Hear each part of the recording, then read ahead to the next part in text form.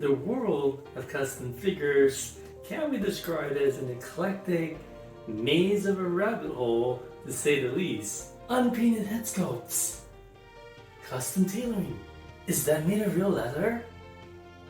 Die-cast weapons.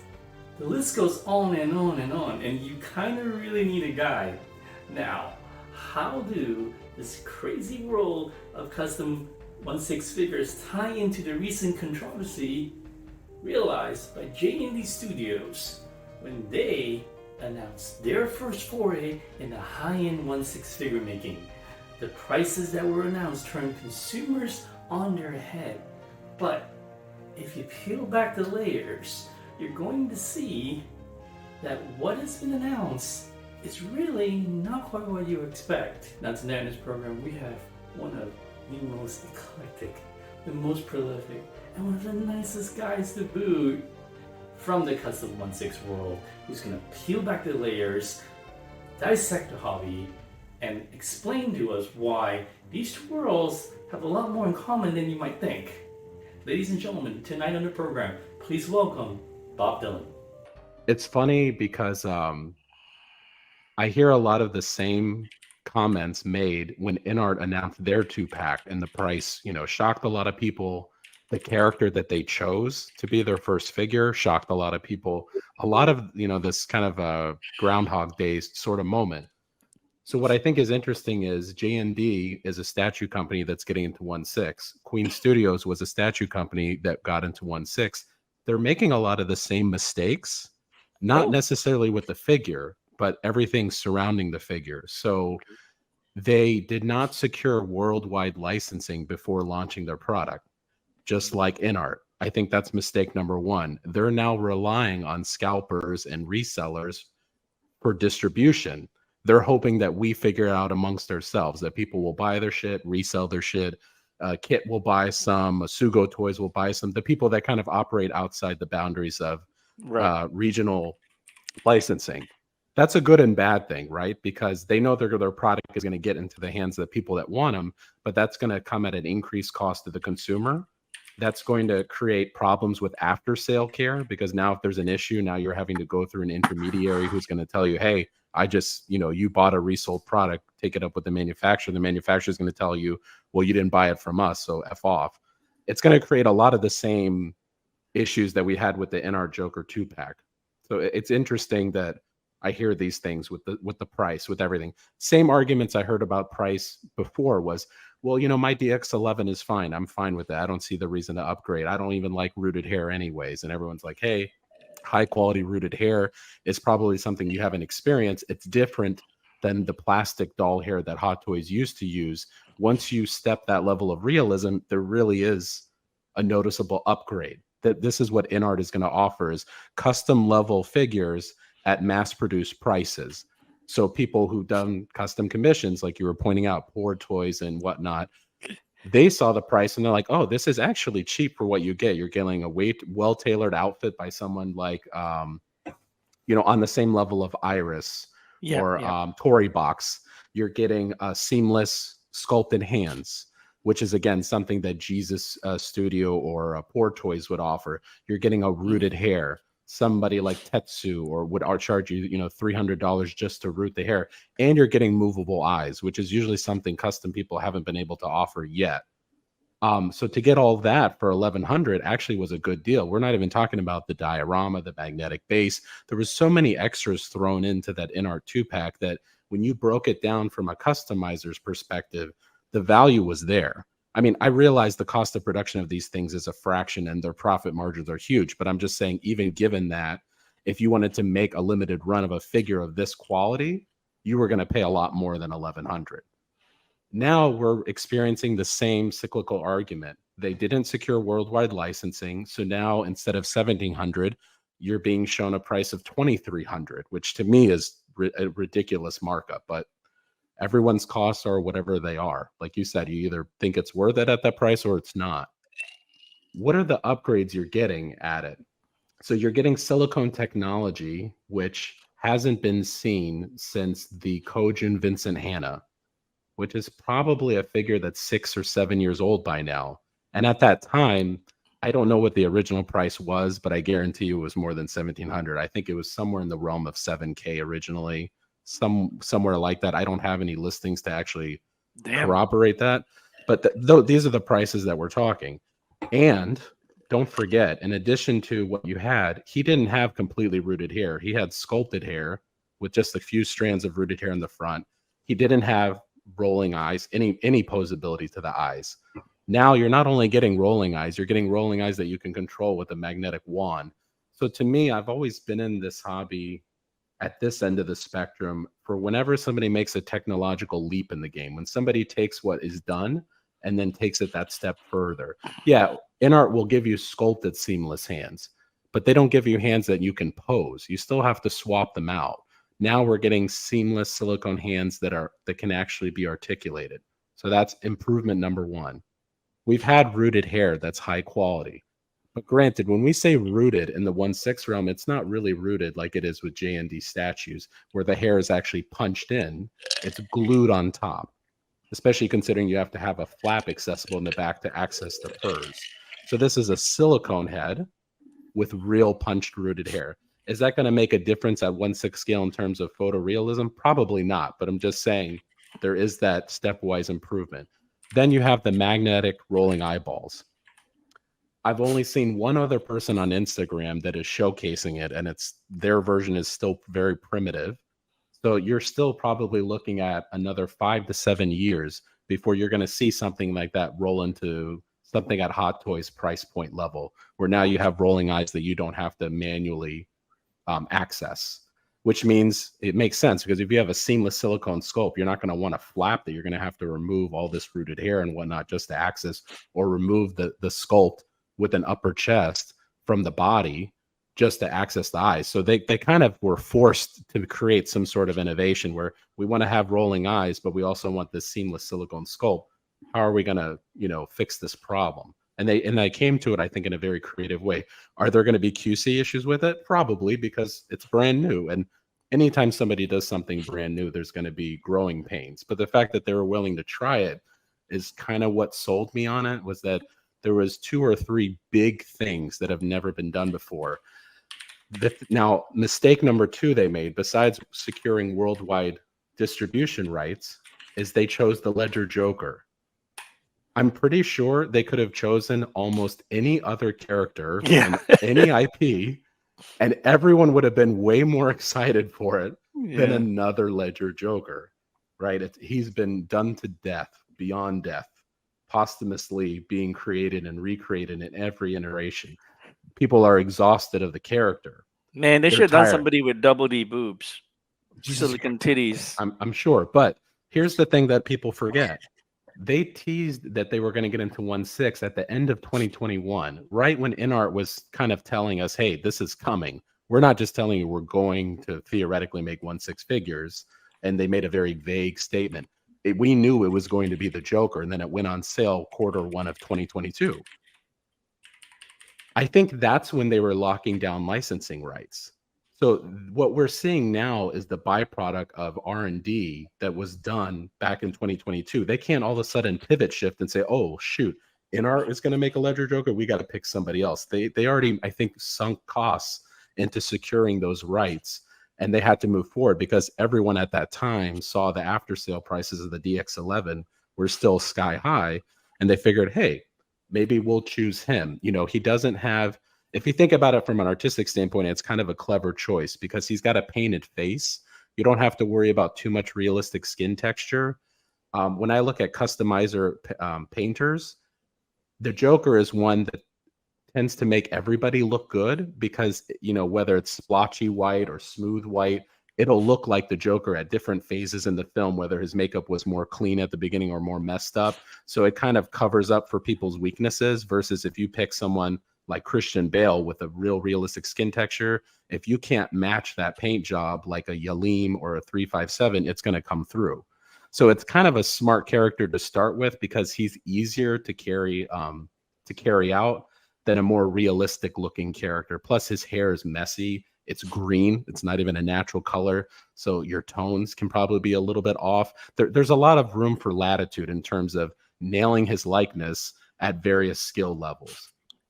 So I think that was another problem, is they made that decision too early. They got locked into a character that nobody has a high demand for at this point. But that tends to be the problem with Warner Brothers, because when you guys heard James talk, Dave Yoon, he helped me translate, as well as Christian Detour Collections. He helps me translate what the guy's actually saying. Right. The other IPs that he's teased that they have licenses for, the one denominator, the thing they have all in common, is they're all owned by Warner Brothers. This is not going to be the first figure with a silicone neck to hit the market. I think something that's kind of flew under the radar is the BBO Toys is working with Maha to make the Beast from Kung Fu Hustle. Yeah. Again, kind of an odd choice. Yeah, why didn't they make a wife? Right. Yeah. or song, you know what I mean? So yeah, I think what they wanted to do is they wanted to pick a character that had a very exposed upper chest to showcase the point of the technology. Was, look, if you had this figure made by anybody else, he'd have to have a seam at the neck or a seam at the chest. It wouldn't look as good. It wouldn't look as authentic, and wouldn't have his characteristic kind of stringy rooted hair. So they picked him. They're also giving him, I believe, silicone hands. I just don't know if they're posable or not. They kind of showed that they were pliable in the video, but they didn't show that it could hold a pose. I think the main difference between the two is whether they have a wire incorporated in the silicone mold or not. Because I do have a couple figures by Adation, which are full silicone bodies that are posable and with articulated fingers and toes. There's no seam at the wrist. There's no seam at the ankles. This technology, my point is, has been around. It just hasn't been applied with medical grade silicone yet. But I kind of wanted to pick that figure up. That price point on that figure, by the way, is just north of 400. So it's not necessarily that 1,700 is the cheapest that you can make one of these figures at. But remember, this isn't going to be officially licensed. It's not a super popular character. It's not going to have magnetic rolling eyes or anything like that. It just is going to have a seamless silicone bust. It's really more than just a sculpt.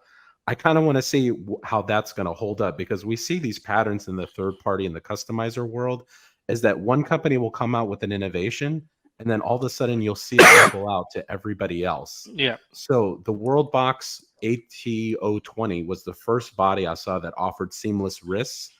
I swear, about 6 months after that, all the third-party figures I saw, the high-end ones were offering seamless wrists, and it's based on that body. The Maverick, there was a couple different versions of Maverick that came out. They were showcasing seamless wrists. The same thing happened when the Maha body was introduced, which is sort of a spin on the World Box. The addition that they have is they added a swivel joint just below the elbow, so that even though you have the seamless wrist, it's not locked into position like it is in the World Box, where the World Box, once you have the seamless attached, all you can do is bend the elbow. But with the Maha, you get the seamless wrist, you maintain the elbow, but you can also swivel. It's just that you're not swiveling at the wrist, you're swiveling at the forearm that's going to be hidden by the clothing. So you get the realism and you get back the articulation. So I think the Maha body is now going to be the base that all these third parties are going to be using, just like the BBO toys. They were the first to jump on it. They announced that Wong Fei Hong figure that has that set of seamless forearms that you can attach just below the elbow with a peg system. That body was used to make that Kung Fu Hustle figure. They just added a little bit of a wider aperture at the chest to allow that seamless sculpt to sit flush. So don't be surprised if you start seeing more figures offering this seamless silicone technology that have nothing to do with JND. I don't know if they're going to be using the same quality of silicone. I don't know if their paint application or the rooted hair is going to be as good. But again, this tends to be the thing. We see it in the auto industry. The classic example is if you look at the Mercedes S-Class, whatever features are offered in that car are going to become the new standard for everybody 10 years later. They were the first to have self-ratcheting seatbelts. They were the first to have airbags. A lot of the things that they have now are the standard, backup cameras, whatnot, those kind of safety features. If you look at the third-party high-end customizer world, every figure I see, they're offering seamless wrist swap outs. I just got the Shaun of the Dead set from Matt Wong, Sensation Studio. He not only has seamless wrists, he has seamless wrists and elbows. So the whole arm is seamless going all the way up to the shoulder joint. So that if you have someone wearing, a t-shirt kind of length shirt, the whole arm can be seamless and it attaches via magnets. So you still get some articulation component for posing. And he used either silicone or some sort of soft plastic where the fingers are pliable and soft. So they're not like in that static sculpt like you get with Poor Toys, for example, where it's hard to place the accessories in. All of these things are already starting to drip in the market. The problem is, like you said, is that most collectors are sticking to licensed stuff by, let's say, Hot Toys. So if they don't see Hot Toys do it, they don't know it exists, or they think that it's priced way beyond their budget. You just have to wait a couple years. Those things will eventually start to drip down. I mean, if it wasn't for InArt, I think it's safe to say we would have never gotten the artisan line from Hot Toys. Competition has effects. Like the laws of economics cannot be ignored, whether it's figures or, high-end cars. Those supply and demand economics always dictate market forces. So if Hot Toys sees that everybody is migrating towards InArt, or all the talk and the hype is about InArt, and InArt is doing rooted hair, which they don't, at least at a custom level, they're going to at least explore it. Maybe not on the same level, not at the same price point or the same edition size, but they're going to see if they can match their competition in order to bring the attention, the spotlight back on them. This magnetic purrs, I bet you we see a figure with magnetic purrs before the end of 2024 that is not by JND. It'll be by someone else, because if I see an Instagram random customizer playing with magnetic eyes, there's no such thing as intellectual property in China. No. Somebody will figure it out. Somebody will copy it. You're going to see it come out.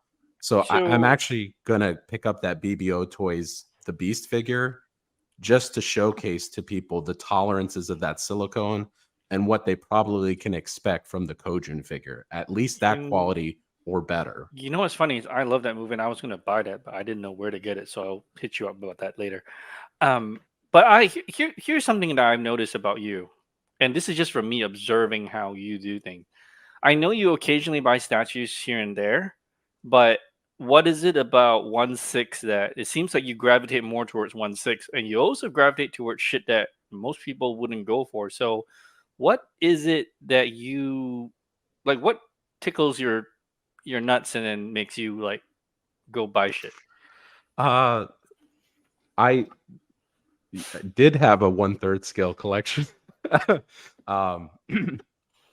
I think what attracted me to JND was the silicone skin, the rooted hair. To me, it's about the realism. I like things to look as photorealistic as possible. The reason why I started collecting 1/6 figures in the first place is I really follow the actors. I like following their career. I like to see realistic sculpts. So when there are figure lines that tend to do animated looks or cartoonish kind of figures, jointed figures, I tend to gravitate away from those. And I've been accused of being an elitist. That's probably true. I want No. You're a nice guy. You're one of the nicest fuckers I've ever met. I'm probably the elitist, but only when it comes to pussy.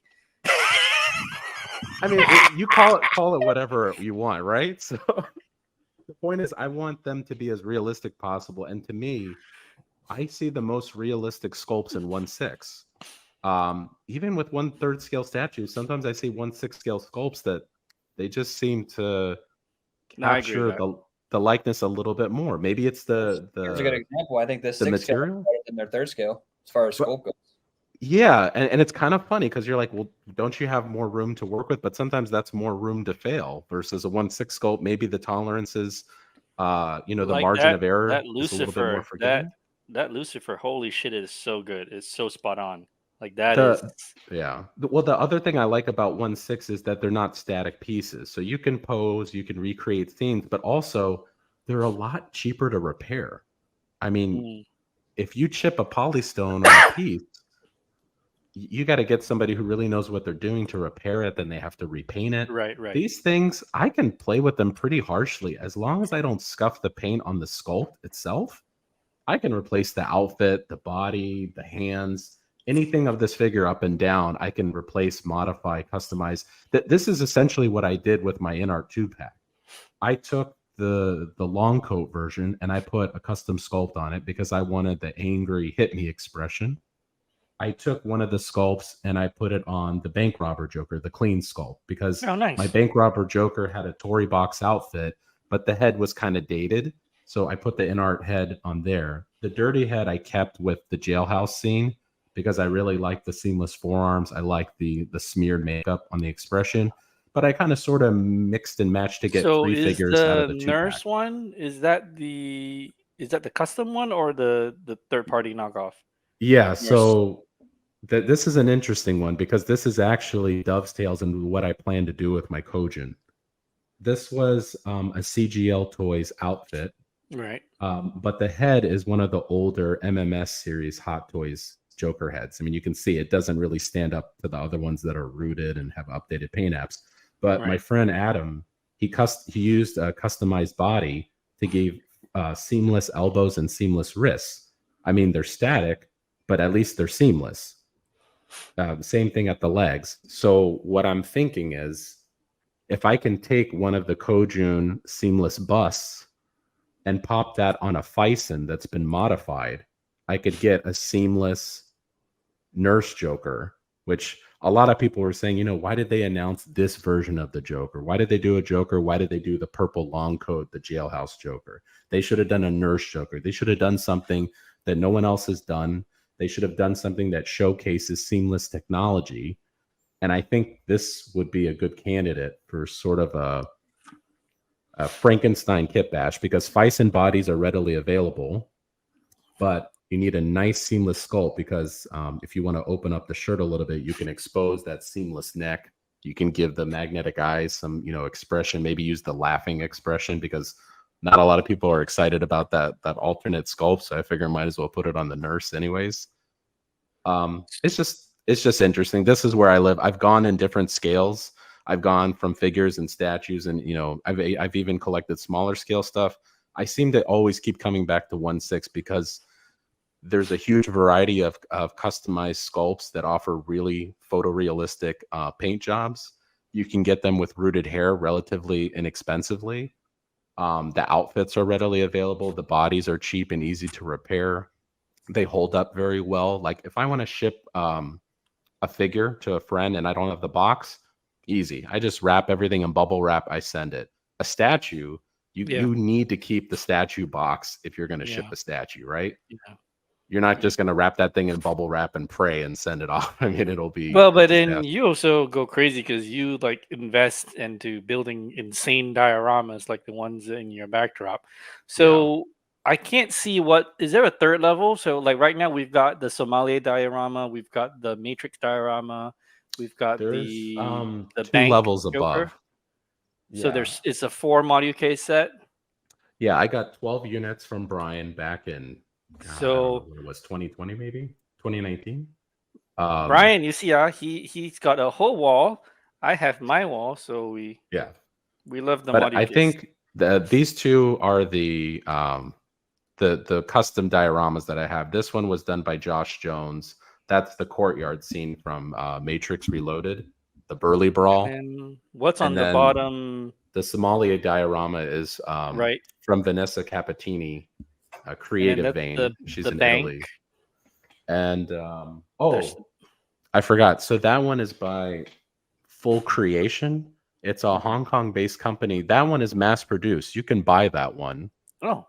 You just have to kind of finagle them because they don't like shipping internationally because things can get damaged. So you just basically promise not to complain if things break, and then they'll finally ship it to you. Okay. And what's at the bottom? But below that. That one is by MMM Toys. It's sort of this garage scene that you can use for anything you want. I used it for the Ecto one time. You can use it for the 2022 Battinson because I thought his Batcave was really more of a garage. Right. So I have the 2022 Batmobile in there. I can put the Bat Cycle in there. It kind of works. It's immersive. Cool. Yeah. And then what's I've on had the to cut top? down on dioramas. What's on the top? Or are they just figures? I don't have any dioramas in the top one. Oh, I lied. I've got the Hall of Armor, but that's from Hot Toys. That's standard. I've got the Mark VI circular gantry by Okay. TYS Toys. Oh, But wow. now Hot Toys is finally making their own version. So Right. I can get rid of that one eventually. But for a while, that was the only way you could get that. Also, I've got the Josh Jones racetrack diorama. Oh, you know what? I guess I will tell you. So my other passion besides movies is F1. Really? Yeah, Formula One. I'd like that. I'm maybe not the most modern iteration of it, but just the history of F1, the 70s and 80s. You know, you talk okay. about Ayrton Senna from Brazil, Okay. Proust, and you know, you had that rivalry between Hunt and Niki Lauda. Okay. So my favorite scene in Iron Man 2 is obviously like the Mark V suiting Right. up in the suitcase. But just before that, they were having a historic Grand Prix, which is actually something that they still do in Monaco, where they use the Right. older generation F1 cars. That's what Tony was driving, was a 70s era F1. Right. I'm getting that F1 car made. Oh Put in my that god, you diorama. crazy bastard.